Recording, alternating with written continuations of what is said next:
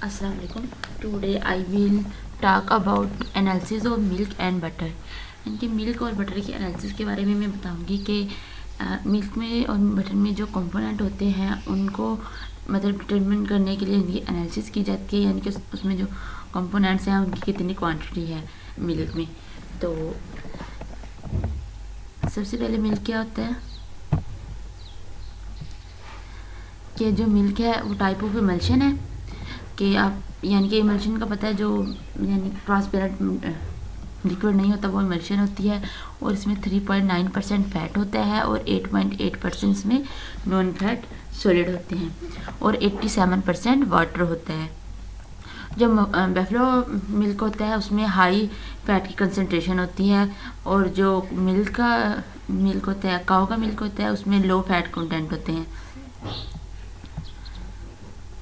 उसके बाद है मिल्क की टाइप्स। मिल्क की बहुत ज़्यादा टाइप्स होती हैं, यानी कि standardised milk, whole milk, reduce fat milk और low fat milk, skim milk, pasteurised milk, dried milk, evaporated milk and condensed milk.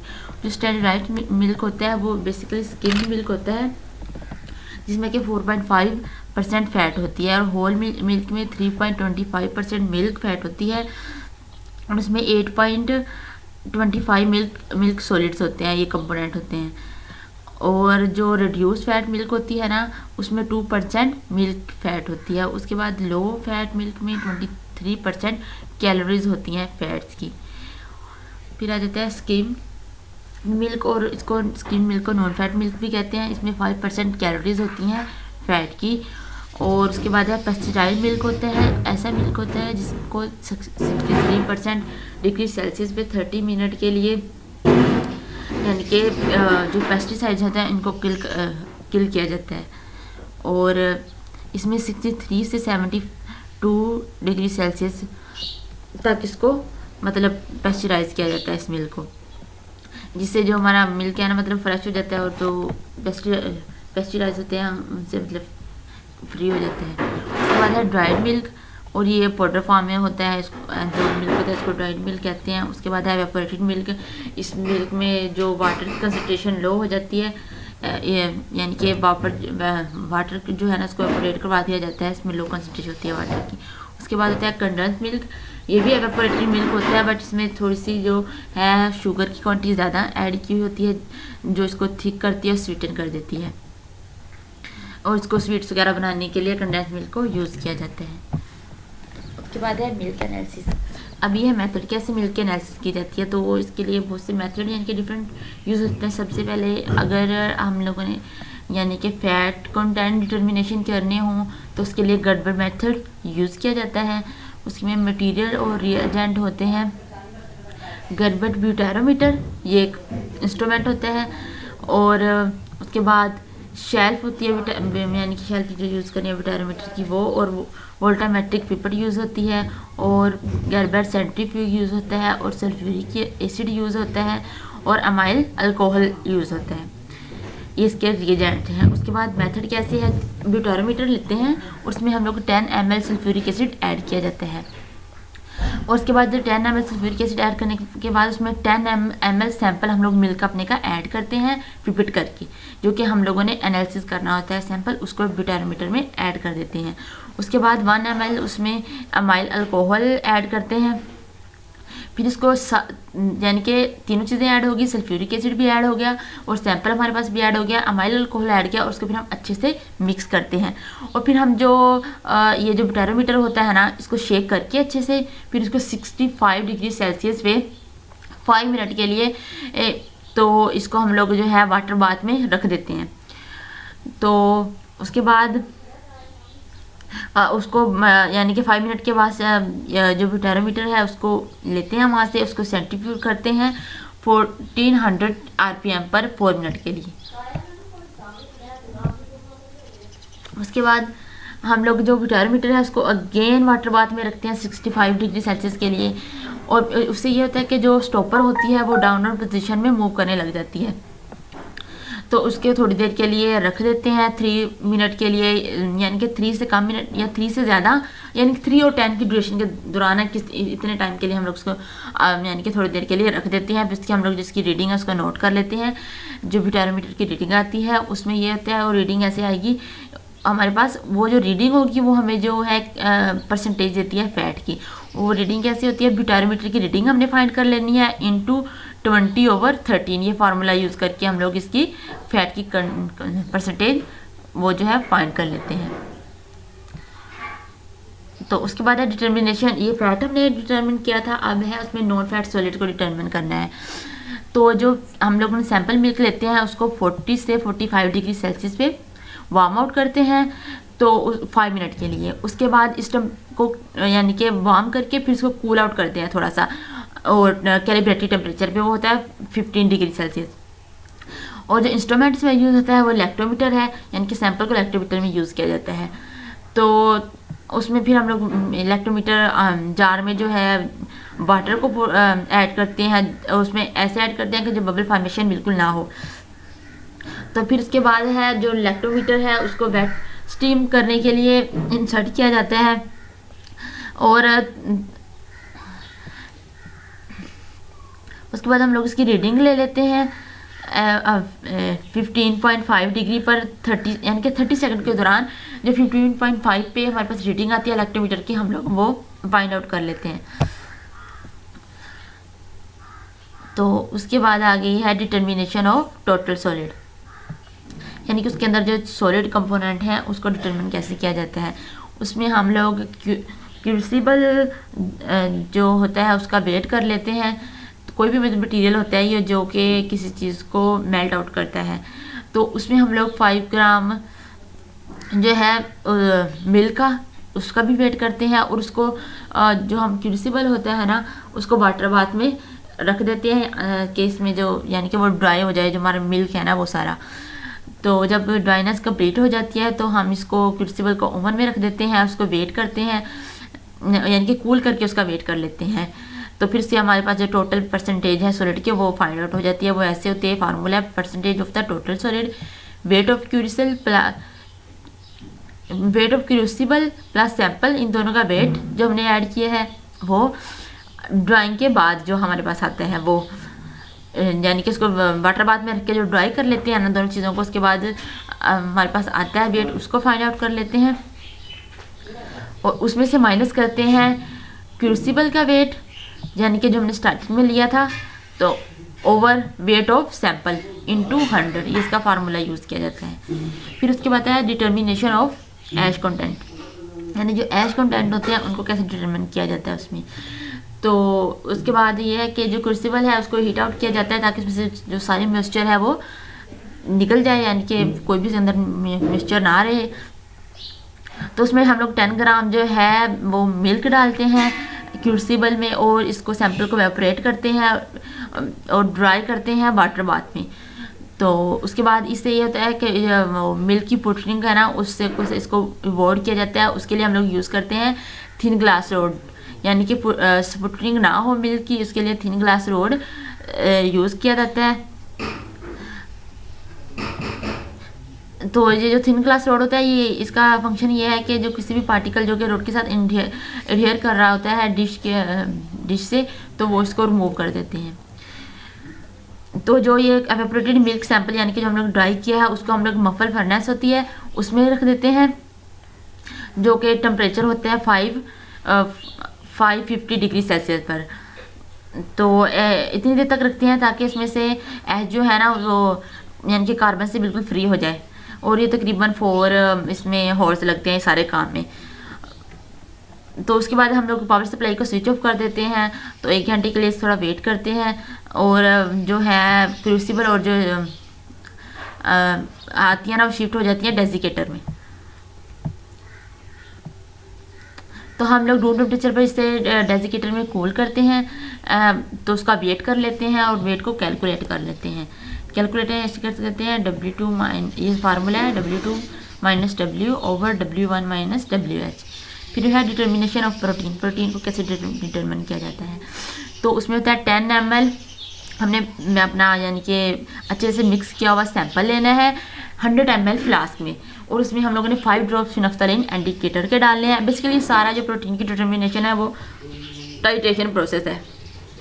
तो उसमें हम लोगों ने 0.5 ml saturated potassium oxalate add करना है। तो हमें 2 to 4 मिनट के लिए थोड़ा इसको रख देना है ताकि जो हमारा सारा वो है ना मिक्सचर है वो सेटल डाउन हो जाए।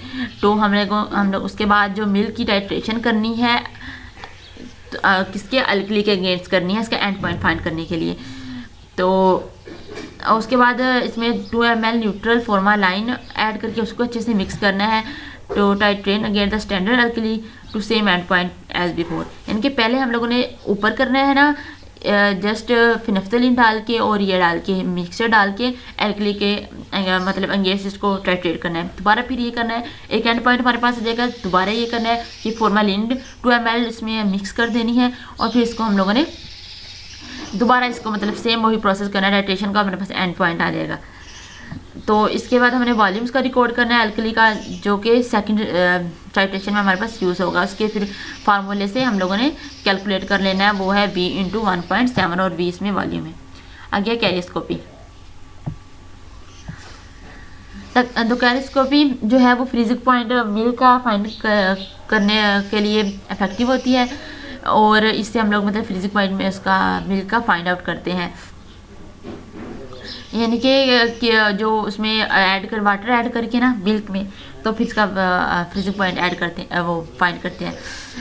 जो फ्रीजिंग पॉइंट है वो डायरेक्टली रिलेटेड होता है वाटर कंसनट्रेशन से, और उसमें जो भी सोल्यूबल कॉन्स्टिट्यूएंट होते हैं। इसमें मटीरियल और रिएजेंट जो यूज़ किए जाते हैं, इलेक्ट्रॉनिक कैरियोस्कोप होती है और स्पेसिफिक ट्यूब्स होती हैं, और फ्रीजिंग सोल्यूशन होता है 0.422 और फ्रीजिंग सोल्यूशन 0.621। तो उसके बाद है मेथड, कौन सा यूज़ होता है इसमें। तो हम लोग एनालिसिस स्टार्ट करने के से पहले जो डिवाइस को कैलिब्रेट करते हैं फ्रीजिंग सोल्यूशन के साथ, और उसमें हम लोग 2.5 ml मिल्क ऐड करते हैं सैंपल का, जिसको हमने एनालाइज करना होता है। जो कि मैंने हम लोग 2.5 ml जो मिल्क का सैंपल होता है उसको वो जो कैरिस्कोप ट्यूब है उसमें ऐड करते हैं, उसमें इलेक्ट्रोड को क्लीन करते हैं। तो उसके बाद है स्विच ऑन कर देते हैं सारा जो हमारे पास इंस्ट्रूमेंट है उसका, और उसके बाद थर्मल साइन के लिए एनालिसिस की थर्मल साइन के लिए इसका मतलब वेट करते हैं। उसके बाद डिजिटल डिस्प्ले हमारे पास आ जाता है सारा, यानी कि इसका फ्रीजिंग पॉइंट क्या है और उसको हम लोग नोट आउट कर लेते हैं। फिर उसके बाद है एसिडिटी कैसे फाइंड करते हैं।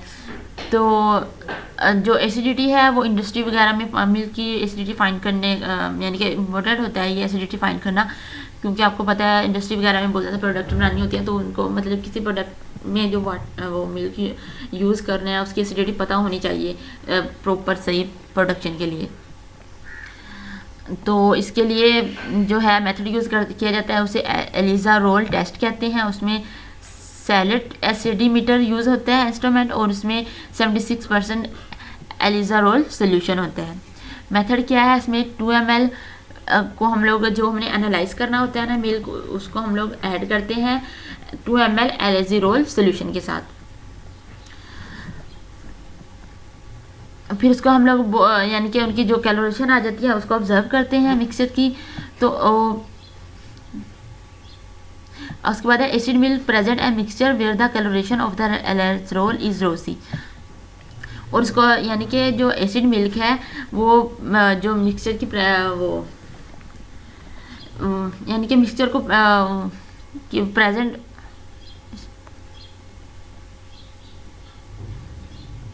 जहाँ पे एलेजिरोल की कलोरेशन होती है वो रोज़ी होती है, वहाँ पे एसिड मिल्क है वो यानी कि अपनी कलोरेशन शो करवाता है। और येलो होती है जो जहाँ पे येलो होती है वहाँ पे वो क्लोर शो करवाता है। The normal milk present a mixture while a brick, जो नॉर्मल मिल्क होता है उसके मिक्सचर का कलर ब्रिक होता है, यानी कि वो रेड कलोरेशन शो करवाता है और वो कोटलेस होता है जिसमें कि एसिडिटी नहीं होती। तो उसके बाद है अल्कलाइन मिल्क है वो उसमें वायलेट कलोरेशन प्रेजेंट होती है। उसके बाद है एनालिसिस ऑफ बटर, यानी कि बटर के एनालिसिस में क्या करते हैं। जो बेसिकली बटर होता है 80% उसमें बटर फैट होती हैं और वो लो टेम्परेचर पे हार्ड होता है, इसके पेरेंट्स बता रही हूँ मैं, और सॉफ्ट होता है रूम टेम्परेचर पर, और उसका स्मोकिंग टेम्परेचर है 127 डिग्री सेल्सियस। इसमें मॉइस्चर को डिटर्मिनेशन ऑफ मॉइस्चर, यानी कि जो इसमें मॉइस्चर प्रेजेंट होती है उसको डिटरमिन किया जाता है। तो सबसे पहले जो क्लीन वो डिश होती है इसको क्लीन किया जाता है, और जो ग्लास वोडोरस को उसको वो किया जाता है, ड्राई किया जाता है ओवन में एट 100 डिग्री सेल्सियस एक होल के लिए। उसके बाद उसको करके ड्राई करके फिर इसको रूम टेम्परेचर पे कूल आउट किया जाता है, और उसके में डिश का जो है वो वेट आउट किया जाता है। 3 to 4 ग्राम प्रिपेयर जो बटर होता है सैंपल, वो उसको हम लोग जो क्या है वो डिश में वेट ऐड कर देते हैं। उसके बाद जो डिश है उसको वाटर बाथ में 20 मिनट के लिए रखा जाता है। उसको हम लोग कंटिन्यूसली स्टीरिंग करते रहते हैं। जो मॉइस्चर होता है जो एट द बॉटम ऑफ उसकी डिश की चला जाए, यानी कि कंटिन्यूसली हम लोग इसको स्टाइलर करते रहते हैं, जो मॉइस्चर है वो बॉटम में चला जाता है डिश के। फिर हम उसको जो उसमें जो मॉइस्चर वो डिश है उसको बाहर मतलब निकाल लेते हैं करके। तो फिर हम इसको जो है ओवन में मेंटेन करते हैं 100 डिग्री सेल्सियस पर, और इसमें 30 मिनट के लिए वहाँ पे इसको रखते हैं। उसके बाद हम लोग डिश को कूल आउट करते हैं डेसिकेटर में, तो वेट करने से पहले उसके बाद हीट करते हैं डिश को और ओवन में 30 मिनट के लिए दोबारा रिपीट करते हैं सारा प्रोसेस। और फिर से repeat the process of heating cooling and being until the difference between 2 consecutive weight does not exceed 1 milligram. यानी कि हम लोग इसे रिपीट करते हैं बार बार का, जो भी हमारे पास वेरिएशंस आती हैं वो रिड्यूस हो जाए, और इनमें जो वेट यानी कि अप्रोक्सीमेटली नियर्स हो जाए, यानी कि ज़्यादा उसमें डिफरेंस ना आए। 1 mg का है वो तकरीबन इतना हो सकता है। तो उसको हम लोग फाइंड कैसे करते हैं, V1 minus V2 over V1 minus W1 minus W2 over W1 minus W into 100। उसके बाद है कर्ड की डिटर्मिनेशन। उसमें जो है ग्लास फनल को ड्राई किया जाता है, कूल किया जाता है और वेट किया जाता है। तो जिसमें 12.5 सेंटीमीटर फिल्टर पेपर इसमें ऐड होता है, उसके साथ उसको सारा कुछ किया जाता है, और इसको जो रेजिड्यू होता है उसको मेल्ट किया जाता है मॉइस्चर डिश में। तो उसके बाद इसमें 25 to 50 ml petroleum ether add की जाती है, उससे मिक्स किया जाता है, और उसको फनल को फिल्टर पेपर में, यानी कि फ़नल को फ़िल्टर पेपर के साथ यानी कि फ़िल्टर पेपर फनल में रख देते हैं। तो उसके बाद जो है वेट होती है filter paper with petroleum and ether के साथ, और उसमें हम लोग जो है फ़िल्टर कर लेते हैं सारा जो हमने एथर डाल के ना हमारे पास जो हमारा मटीरियल होता है उसको। तो हम लोग 20 to 25 ml पेट्रोलियम एथर इसमें ऐड करते हैं 2 मरतबा, एंड जो फैटी एसिड सोल्यूशन है उसको डिकैंट करते हैं फिल्टर पेपर में। Collect the filtrate in a clean dry tray 25 flat bottom flask. उसमें जो हमारे पास फिल्ट्रेट होता है और 25 ml फ्लैट बॉटल में बॉटम फ्लास्क में इसको ऐड कर लेते हैं।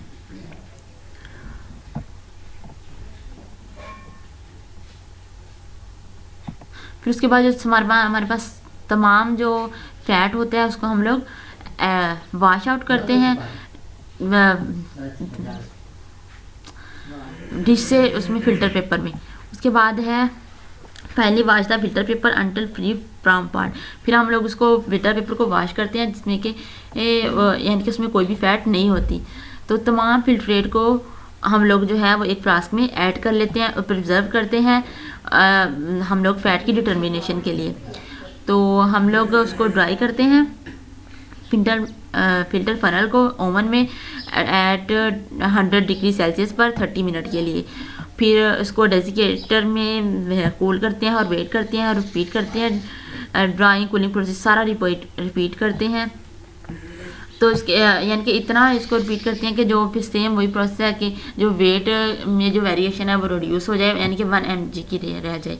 और कर्ड को कैसे मतलब फाइंड किया जाता है, फार्मूला है W1 minus W2 over W into 100।